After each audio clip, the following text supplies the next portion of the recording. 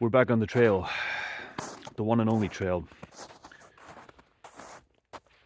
I couldn't actually come here during winter as intended because the snow was so thick. It wasn't exactly a pleasant stroll, and it's still a bit like slushy. But spring is here. It would seem, even though it's just the beginning of March. So I think at the Awakened Bray was right. I think he was saying that he was seeing early signs of spring already weeks ago, or maybe like a month ago already, at his location. And I mean, in this country, it can still kind of turn. It can still get sub-zero, get down to sub-zero temperatures, and there might be a blizzard out of nowhere. But once that feeling of that initial feeling of spring goes in your heart, it's not gonna go away, you know. So as far as I'm concerned, spring has started here and now. Soon enough, this last snow will melt, and I can get back to walking the trail. In the meanwhile, I have my station set up shortly, a couple minutes that way, so that's where I'm going now. And yeah, it occurred to me, that those of you that are into meditation, and a sort of subtle sign of your efforts bearing some fruit, your meditation efforts bearing some fruit. A subtle sign of that might be that you'll lose a preference for the seasons. You won't really like one over the other as you might have before. And as I certainly did. I used to hate the winter. And to a lesser extent, when I was much younger, I would also hate the summer. But these days, I can't really say I have a problem with any of the seasons. I've kind of learned to enjoy all of them. I guess the only gripe with winter is that there's a lack of daylight. But I don't mind the cold. I don't mind things get quiet. And yeah, the winter we just came out of at this location in particular was quite enjoyable. The reason I used to hate it is because, most of my life I would have been in these urban environments. But aside that, it's your mind, you know what I mean? And, they tell you that during winter you're supposed to have this thing called seasonal depression and whatever. And of course you do see people's spirits lower in general around you, so that's going to affect you. And it would affect me, I suppose. But not anymore, not really. The only sort of problem is the lack of daylight. Because to get up with the sun, like you can start doing soon and during the summer, you can get up very early, get up with the sun, and that's what you're supposed to do. It's no small thing. You're supposed to live according to your circadian rhythm. And if you can do something as seemingly simple as get up in the morning and just gaze upon the sun with your eyes, that's something else. That's the stuff, people. Certainly, if you're in like urban environments and that kind of thing, you're gonna miss out on that. But yeah, it's all good. Looks pretty flat, man. Looks pretty flat to me. Alright, look. I'm telling you, people, just look at the Apollo interviews that they did. The Apollo mission, post-mission interviews. There was 3 of them there. 3 men that supposedly had just been to the moon. And they conduct this press conference with these guys. You can look it up on YouTube. And if you look at that video, you'll see that, these men, they're like heroes of humanity, not just for the United States, but for the whole of humanity. It's a momentous occasion. These men were just on the moon, apparently. And yet, you watch this interview and, it kind of looks like they're in front of a firing squad. None of them are smiling, and they seem to give like pretty short answers. And not only are they not smiling, they don't seem to have any emotions like whatsoever. And I've heard people say, well, yeah, because they're like humble scientists and they're not used to the cameras and they're like camera shy and this, that, and the other. But I'm like, I say bullshit. That whole interview just looks kind of, what did the Zoomers say? Sus, kind of suspicious. It looks like they're lying, basically, or they're like holding back from saying too much, lest they say something wrong. So I like those Apollo interview clips because, people talk about like moon landings being fake, then they tend to take like they have an appeal to science. They take the scientific approach. They'll tell you things like, oh, the photography, if you look at it, it's fake. Look at the rover, it's ridiculous. It was probably like Stanley Kubrick's movie studio, that kind of thing. They'll talk to you about the radiation belt up there, all this. All good points, all very compelling stuff. But I like the sort of more, or perhaps like less conventional kind of hints at what's going on, like this Apollo press conference, because it's more like it's like a human moment. And there's not a smoking gun there, of course. You're just gonna have to rely on your intuition when you look at that. So just look at the footage and see what you make of it. Looks kind of sus, kind of sus. I swear, by the time I'm done with this YouTube thing, it'll be like a flat Earth channel or something like that. As I've said, I don't really have a concrete goal for it, other than I figured I'll post like 100 videos with no strict time limit. But I figured if I post like 100, I'll have a pretty good idea of whether I'm like destined to do this or not for whatever reason. And just see what actually ends up, what do I end up putting out? Because I have no idea. No fucking idea. Another thing about these fucking men that went to the moon. Supposedly there's like 12 of them, if my memory serves, 10 or 12 total. Now, once that whole era was done,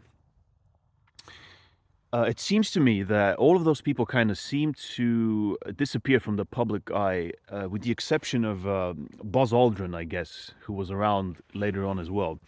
But you would think, that especially in a place like America, if you're a person with any sort of any kind of achievements, you're a celebrity of any kind, or you got any kind of achievement under your belt, well, after the fact, you make a life of it. You're basically a celebrity. You can get book deals, you can go on talk shows, you can start a fucking YouTube channel or whatever if it's these days. You can show up in like Hollywood movies for no fucking reason, get supporting roles, this kind of thing. And yet all the Apollo astronauts, can you name any of them besides Buzz Aldrin and fucking Neil Armstrong? What happened to these people? I don't know. Maybe I'm just uneducated. I haven't looked into the details on all that, but you would think that at least one of them would have like a massive ego about their achievement or something. And because, again, they'll say to you that these are just humble scientists, once they were done with this epoch-defining achievement, they're humble scientists. They all kind of went back to the laboratories and this, that, and the other and kind of disappeared from the public eye. But I always thought it's kind of suspicious. You would think at least one of them would have had like a massive ego about it, and like post their NASA career would be all over the place, demanding movie deals and writing like 10 biographies about their amazing life, because I was the guy that like went to the moon and all the rest. And yet, what happened to these people? Who were these people anyway? Were they even fucking real? Cue the X-Files theme, Look, anyway, this thing, I haven't looked into the details, but that's what I've sort of outlined here. That's like 1% of the whole package of why that story is suspicious as fuck, So there might be mystery out there, You look up there. There might be a glass dome up there, but if there isn't, I think there's a good chance we never go past the fucking radiation belt. So there is wonder in this world, is there not? Anyway, I'm sitting here in this patch of wood.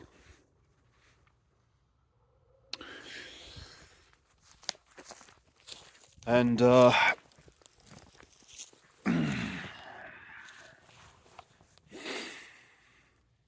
I gotta tell you, people,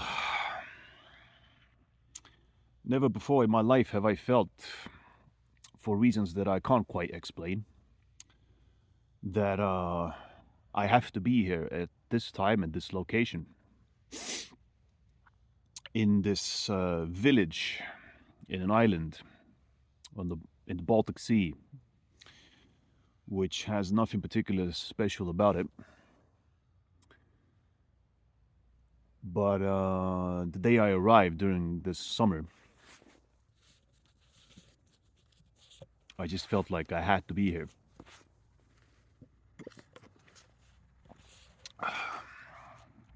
You know, God is everywhere at all times. It's the question of, can you see it, him, not her. Could be a her as well. But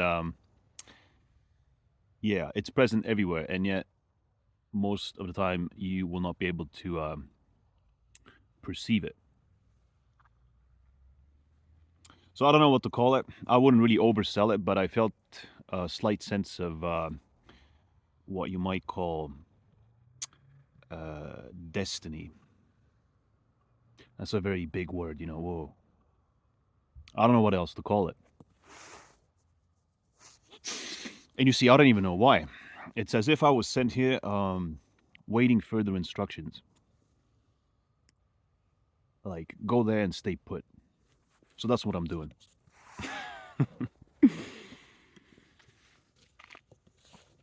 I'm waiting further instructions.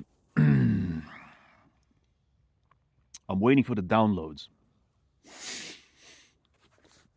Divine downloads, or whatever.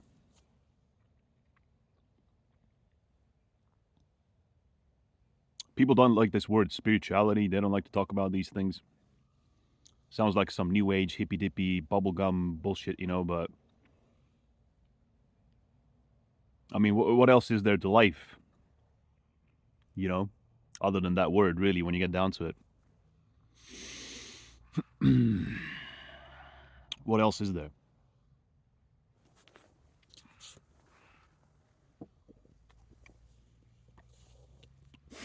Or do you people genuinely watching? Is someone watching this channel that thinks that they're just a collection of atoms and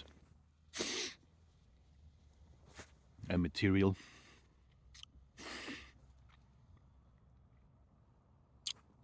Really? Oh man. So yeah, I felt like for whatever reason, a reason I can't understand yet, I have to be here for an indeterminate amount of time. And I didn't know this patch of wood, this particular patch of wood would be here with a trail inside of it. And the minute I got here as well, I just felt like this is the place to be. I gotta be here. It's a very small, I don't know, very small sort of square footage in total. I can circle it, you know, like I did before, like 15 minutes. That's it.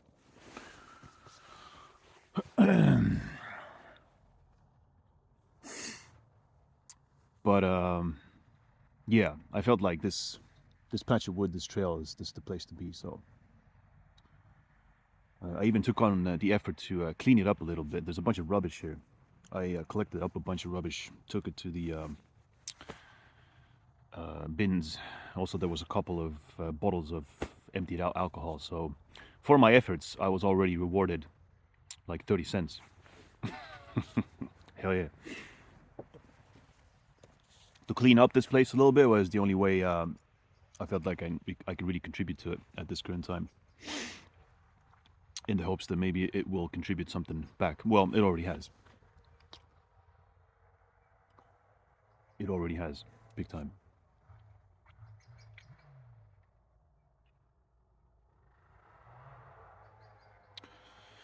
So here we are. I was telling Aaron about this. I was like, in one of his videos, he was saying that he's always had a sensation or this feeling of being guided. He has a sense of destiny. He's always had this ever since he was a young man. I can't say the same though. A lot of the time, you just feel like a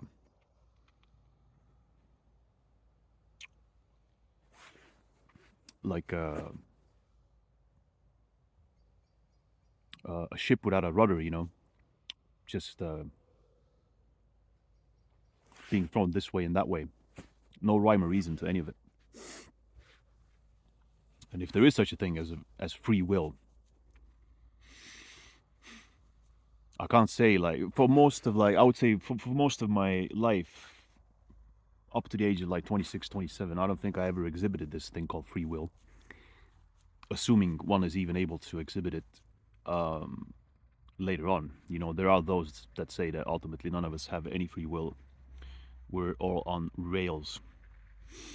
I don't know. I'm undecided on how I feel about that. The moment you have the awareness of choice, there's always two or three or four options in any given situations. As far as you're aware of these choices, there seems to be a moment of free will. But then the options might be limited by default, if that makes sense. So it's an illusion. Who knows? Complex subject matter. You know, that's the kind of stuff that you can't even begin to think about unless you fucking decouple yourself some fucking how from the from all the agitation out there in meat space. You know, it's hopeless. You know, if you're shackled to a fucking toil, if you're a chicken packer, which is a great phrase, also borrowed from Aaron. You know, he refers to NPCs as chicken packers. If you're a chicken packer, you're a box stacker, you're a button clicker like I am, a minimum of 40 hours a week. Forget it, bro. It's almost impossible to get any work done in the realm of meditation, introspection, any of that stuff. You have to work really fucking hard to get any results. I mean, I've managed some. I still work, you know. So I've managed to, you know, around that still do something. But man,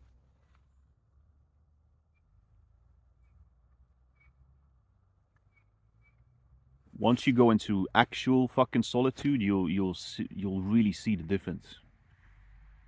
You'll see the immense loss of mental energy that occurs if you're engaged in whatever the fuck is happening out there.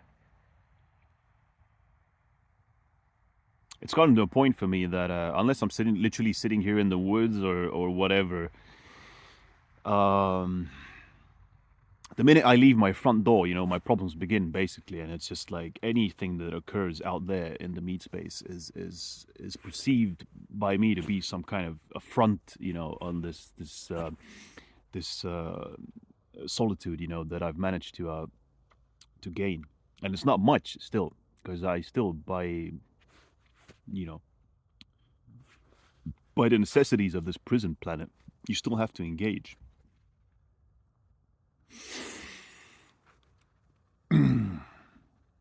But you see, that's the other thing that's changed. I don't know if it's a result of meditation or any other sort of factors, but um, your tolerance for solitude, quiet, all this goes up massively to the point where you can not only just tolerate it, you can't get enough of it. This is what I'm saying. It's like everything is a fucking affront to this stillness, to this steadiness. But it's you know, it's by no means a thing that you're in 24/7. You're not going to be blissed out 24/7. That's just not the nature of reality on the whole. Um, At least not until you get a lot of work done with yourself. Because you'll find that if you do this stuff, you'll have what I think they sometimes call like a stained consciousness. You will have a lot of um, like leaving aside the external world, you will have a lot of irritations and a lot of things that throw you off balance being generated from within 24/7 all the fucking time. And this is the stuff that people run from. This is the stuff that people can't tolerate to look at some of the people, for like 2 seconds. But yeah, it's true in the sense that that's what the juice is. That's really what the juice is. All the seemingly abstract, impossible to figure out stuff, I'm hopeful, that a lot of it can be untied in due time, but you gotta have patience. Birds.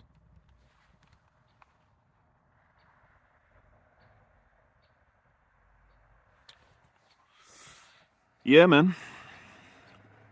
That's it.